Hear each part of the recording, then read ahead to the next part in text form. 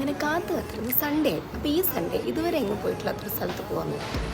ഈ സ്ഥലത്ത് ഈ മാംഗ്ലൂർ വന്നിട്ട് പോകാത്തായിട്ട് ഞങ്ങൾ മാത്രമേ ഉണ്ടാവുള്ളൂ കേട്ടോ. കാരണം അത്ര ഫേമസ് ആയിട്ടുള്ള റെസ്റ്റോറൻ്റാണ് നമ്മുടെ മച്ചിലി.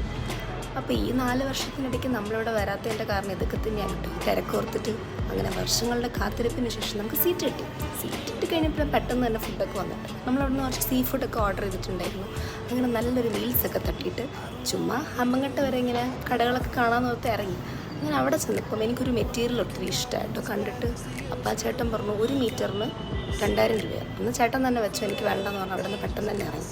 അങ്ങനെ നമ്മൾ ചുമ്മാ ഇങ്ങനെ ചെറിയ ചെറിയ കടകളിൽ എൻ്റെ ഡ്രസ്സൊക്കെ നോക്കാൻ നോർത്ത് ഇറങ്ങിയതാണ്.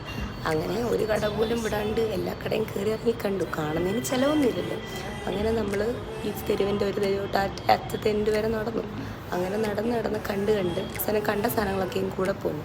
പിന്നെ അധികം നേരം അവിടെ നിന്ന് കാണുന്നത് അത്ര ശരിയില്ലെന്ന് മനസ്സിലായപ്പം ജ്യൂസൊക്കെ കുടിച്ച്